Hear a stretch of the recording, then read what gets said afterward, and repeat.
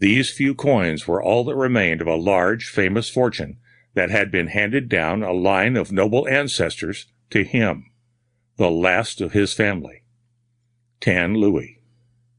Dom Philippe jingled the glittering gold pieces in his hand as he walked slowly toward the spot where half an hour before he had abandoned the roulette. Leaning against the back of his still vacant chair, he glanced down at the green table with cold, indifferent eyes. The numbers were buried in the gold and silver of other players. He remained motionless for a long time and stared with unseeing eyes at the silver wheel. His senses were concentrated on a single thought that burned in his brain. He must recover that squandered fortune, or at least a part of it. With 100,000 francs, a mere 100,000, he could save himself the disgrace of ruin. With 100,000 francs, he would hasten to Paris and pay his debts of honor. Then, under some pretext or other, possibly that of health, he would pretend a trip to Switzerland and sail for America with what money he had left. In America, fortunes were contagious. One discovered fabulous dowries. If he were finally obliged to work, he would work. He did not know what work he would do, but the new world swam before his credulous eyes in a golden haze. No definite plan or idea accompanied this hope. He believed in America, as he believed in cards or the roulette. It was a gambler's last hope. It was a blind leap in the dark. Would not America also be a green table piled high with California gold? It was a card flung in a last desperate play. He would go. And afterwards? How fine it would be to return to Europe many times a millionaire and, still young, to revel unrestrained. While these air castles mounted higher and higher in his feverish imagination, the wheel spun swiftly and silently, and heaps of gold and silver poured along the table before his distracted eyes. But if I should lose, he asked himself. He dare not imagine the situation that this question's answer would make inevitable. He felt that he had compromised his honor by the very thought. Nevertheless, if he lost that miserable handful of coins, what remained for him but suicide? What remained for him in this world, if it were not ridicule and humiliation? He saw himself penniless, creeping like a shadow through the dark streets, his head on his breast, his hands plunged into his pockets, fleeing from the sight of everyone, and conscious that his abject misery made him as abhorrent as though he had a contagious disease. A cold sweat oozed over his skin, and he shivered. Cowardly means of salvation that stole into his distracted mind, recalling rich friends and questionable resources, were repelled instantly by his pride, which still remained unbroken. "Faites votre jeu, messieurs," cried the banker.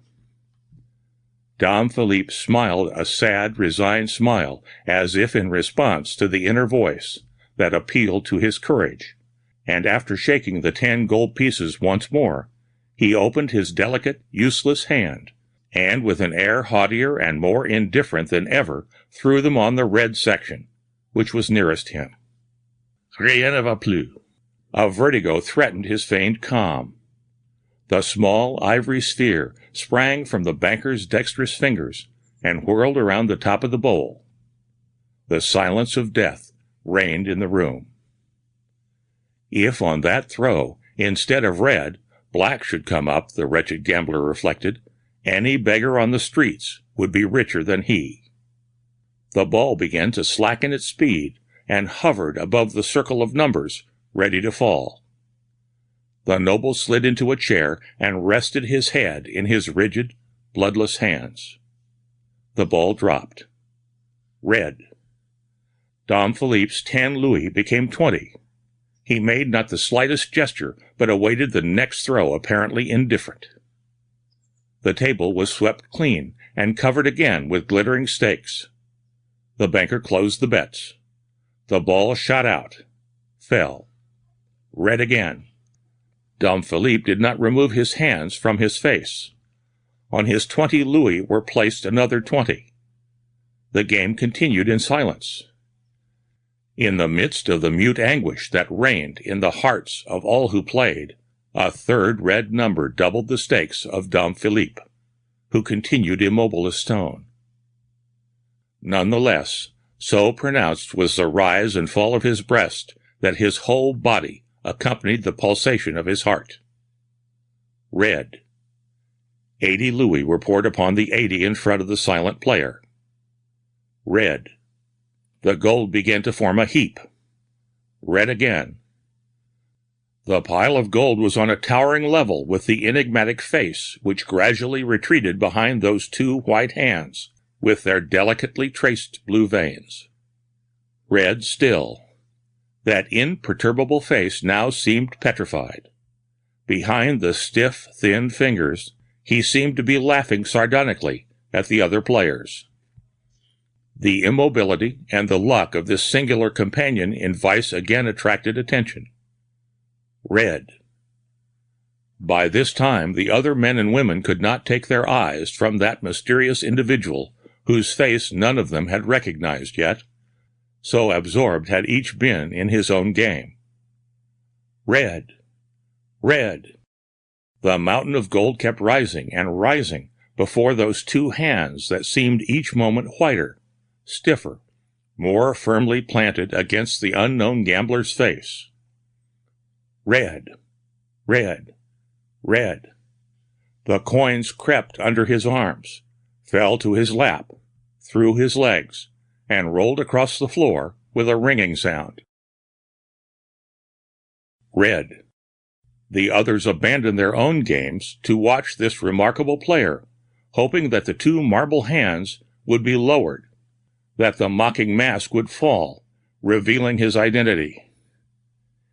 Each throw doubled the wealth filed before this death-like figure. In vain a beautiful sobriquet at his aid leaned against him suggestively. In vain did a group of women form behind his chair, talking loudly, and betting at each new lucky throw whether or not he would stake everything again. Now, when red was announced by the banker's tremulous voice, a roar of astonishment would rise in the room. A tympan clamored continuously for attention and order, but the comments redoubled about that mute statue. Some protested against his impertinent madness, begging for a black number as deserved punishment. Others applauded him enthusiastically and shouted bravo at each turn of the wheel. Still others calculated the accumulated gold by counting the plays. Each time the ball dropped, there rose a chorus of conflicting emotions, of approval and disappointment. Finally, the banker, pale and trembling, swayed against the edge of the table and moaned in a despairing voice of a drowning shipwrecked sailor, "The bank has gone to glory." But not even then did the mysterious player make the slightest gesture, although around him gathered the curious debauchers of both sexes and all nations, forming a nosy, tempestuous wall. They shouted at him from all sides, in all languages, and in all tones. He did not move. They tapped his shoulders. They touched his head. To no avail. They shook his chair. The statue remained motionless. Then two men, each taking one of the noble's hands, tore them away from his face, and a third raised his head, which was sunken on his breast. A cry of horror rose from the onlookers. He who had broken the bank and played in silence all night, enticed by the women and envied by the men, was a frozen corpse with wide, staring eyes, half-open mouth, and on his stiffened cheeks 2 silent tears. The 3 men drew back in terror, and the dead gambler fell against the table, burying his face and hands in the gold, as if to defend his gains against the greed of the surviving players, who were already protesting in loud voices against the legitimacy of his possession. The end of